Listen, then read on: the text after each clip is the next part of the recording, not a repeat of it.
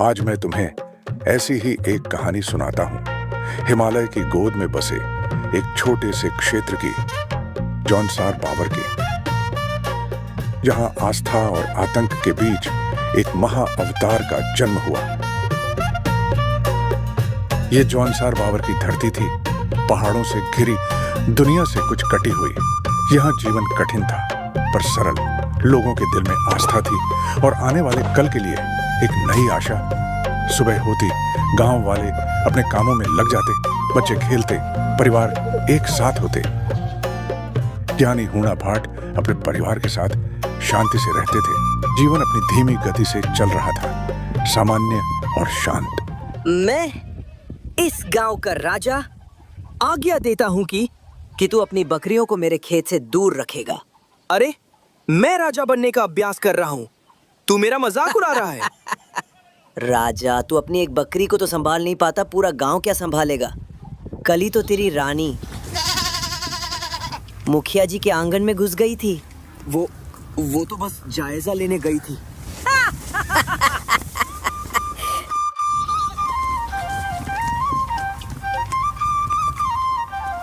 वाह, ऐसी धूप निकले तो समझो इस बार मक्के के भुट्टे दांत तोड़ देंगे। महादेव की कृपा बनी रहे बस। बाकी सब खेतों में तो ठीक है, पर गांव के छोर वाले उस खेत का कुछ समझ नहीं आता। अरे उसकी बात छोड़, सालों से बंजर पड़ी है वो जमीन। बड़े बूढ़े कहते हैं कि उस जगह का साया ठीक नहीं है।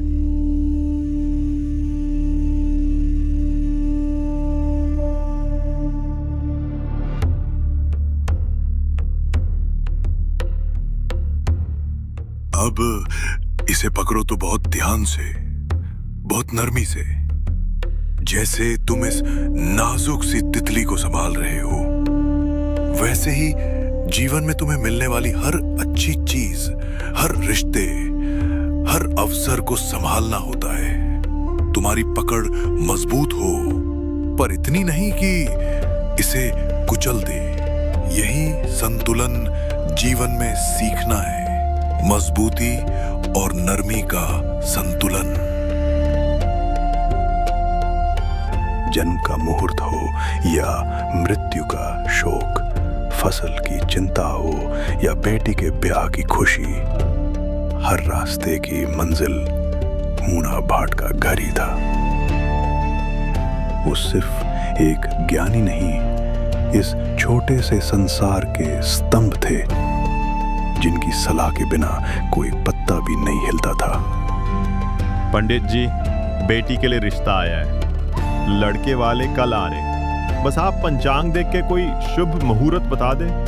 भाट जी, मुरली के बेटे ने मेरी बकरी को पत्थर मार दिया, उसे समझाओ जरा। गोमती, बच्चे ही तो हैं, खेल खेल में हो गया होगा।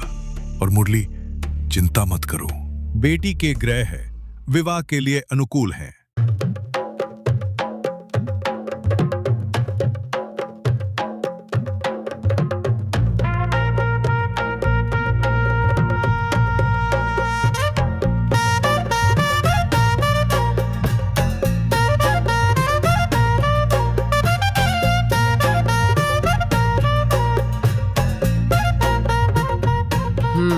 इसका स्वाद कुछ जाना पहचाना लग रहा है। कहीं ये वही तो नहीं? चुप कर। मैं तो बस पूछ रहा था, तू तो सच में बुरा मान गया।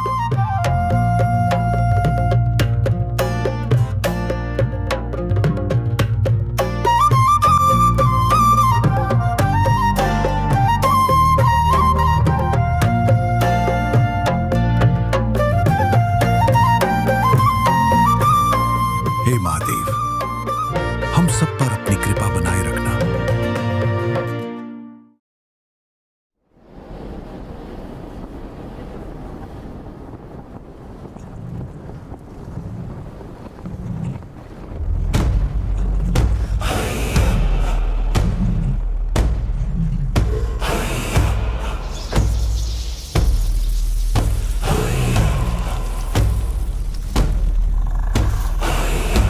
हजारों साल बाद ये शोर मेरी निद्रा भंग कर दी।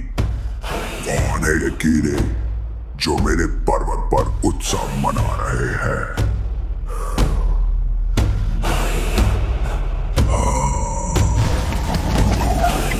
मैं इन्हें जानता हूं। इंसान, तुम्हारा उत्सव समाप्त हुआ। अब मेरे आतंक का युग आरंभ होगा।